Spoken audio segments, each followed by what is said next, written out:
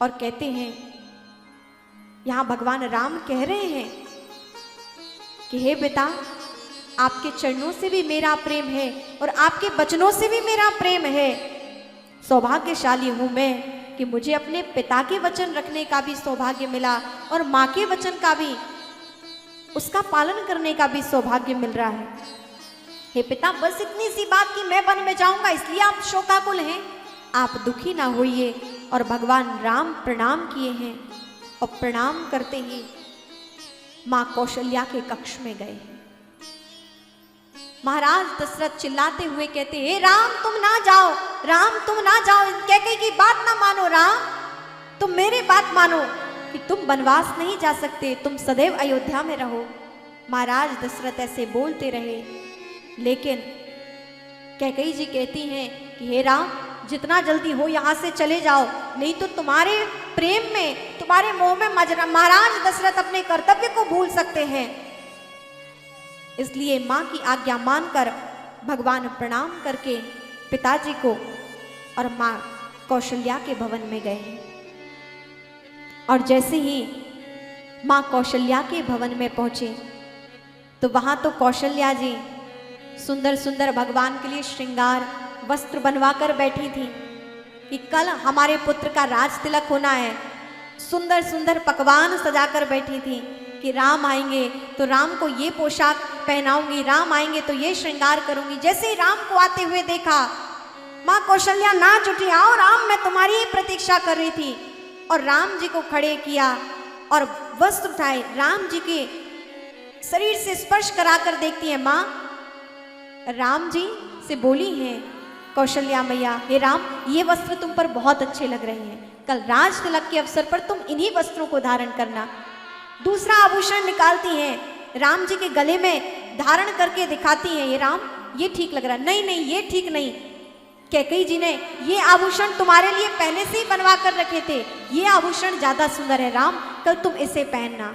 और माँ यहाँ पर भगवान का श्रृंगार करके देखती हैं कि राज तिलक में तुम कैसे दिखोगे राम, मैं तो अभी से कल्पना करके मैं प्रसन्नता से फूल ही नहीं समा रही हूँ।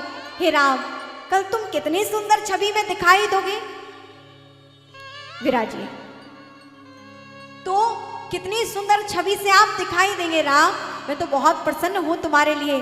देखो मैंने कितने आभूषण, कितने वस्त्र तुम्हारे लिए सुसज्जित किए हुए हैं, कल इन्हीं वस्त्र और आभूषणों से तुम्हारा श्रृंगार होगा। राम बताओ तुम्हारे लिए क्या पकवान बनवाए जाएं, आज तुम्हारी जो इच्छा हो राम बताओ, वो सब पूर्ण होगी। भगवान कहते हैं, भैया ये सब छोड़ो, आप जरा यहाँ आओ, मेरे नजदीक बैठो, मेरे समीप बैठो। माँ कहती है, राम तुम मुझे परेशान ना करो, तुम बस ये वस्त्र और आभूषणों को देखो, अभी मुझे महल में बहुत सी तैयारी करवानी है राज तिलक की। माँ यहाँ प्रसन्न है, अभी माँ तो कुछ और जानती भी नहीं। अरे माँ बाद में तैयारी करना, थोड़ा मेरे पास, मेरे समीप बैठो। और कहते हैं, मैया कौशल्या को पास में बिठाया भगवान राम ने और माँ के समीप बैठकर बोला, माँ मुझे ये बताएं कि भरत बड़ा है या मैं बड़ा हूं। अरे ये कैसे प्रश्न लेकर बैठा है राम, तू ही बड़ा है और भरत छोटा है, मुझे बहुत से कार्य हैं। अरे माँ कार्य बाद में करना, ये बताओ अयोध्या बड़ी है या वन बड़ा है। माँ ने कहा, पुत्र वन ज्यादा बड़ा है, अयोध्या छोटी है। अच्छा माँ ये बताओ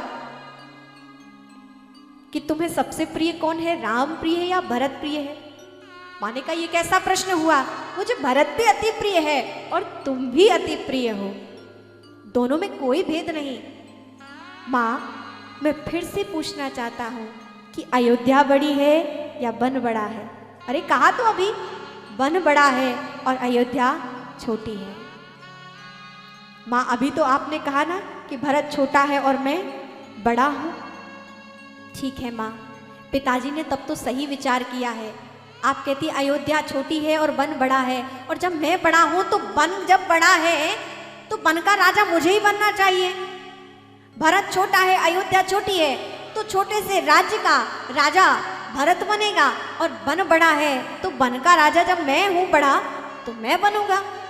तो कैसा रहेगा माँ, माँ कहती तुम्हारी ये पहेली वाली बात मैं समझी नहीं। राम ठीक से बोलो क्या बात है। कौशल्या जी बड़ी प्रसन्न हैं, काम के लिए उद्यत है कि राम के लिए राज तिलक के लिए तैयारी करनी है। और भगवान राम ने माँ को बहलाते फुसलाते हुए क्या बोला, माँ पिता दीन मोहि कानन राजू, बन का राजा मुझे बना दिया है पिताश्री ने। बहुत सोच समझकर विचार किया होगा, क्योंकि मैं बड़ा हूं ना, तो बड़े स्थान का राजा मुझे बनाया है।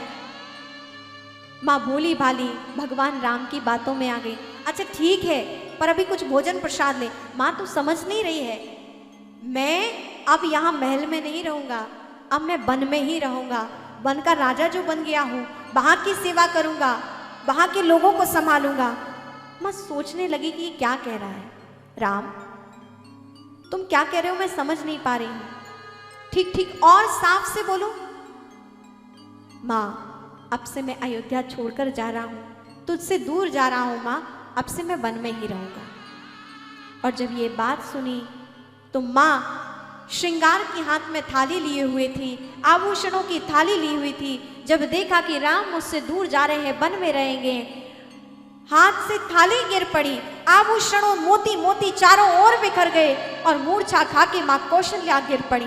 राम ने जब ये देखा तो भगवान राम के अश्रु गए पड़े और तुरंत माँ को उठाए, रे माँ क्या विचार करके तू ऐसे रुदन कर रही है। माँ देखो ना, मैं तो वन का राजा बन गया हूं और राजा बनने पे तुझे प्रसन्नता नहीं है। कौशल्या जी ने कहा, हाँ मैं सब समझती हूँ राम, तुम मुझे पागल समझते हो ना। नहीं माँ, तू तो परम ज्ञानी है, तेरा ही तो मैं पुत्र हूं। हे माँ मुझे विदा करो कि मैं कल से अब से वन में ही रहूंगा, लेकिन सदैव तुझे याद करूंगा। अच्छा वन में जाने का किसने आदेश दिया है। माँ पिताजी ने मुझे वन में भेजा है। पिताजी ने वन में भेजा है? हाँ पिताजी ने भेजा है, उसमें माँ की आज्ञा है। माँ कैकेयी ने कहा है कि राम अब तुम वन में रहोगे।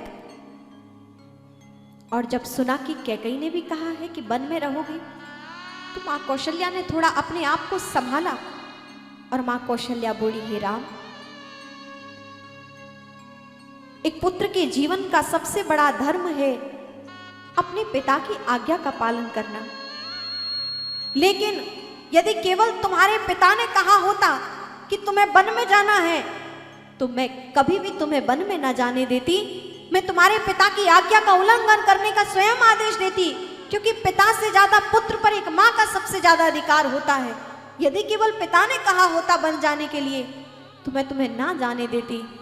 लेकिन तुम्हारी माँ कैकेयी ने भी कहा है कि तुम वन में जाओ, तो हे राम अब मैं तुम्हें नहीं रोकूंगी, क्योंकि वन में जाने के लिए सिर्फ तुम्हारे पिता ने नहीं, तुम्हारी माँ ने भी कहा है।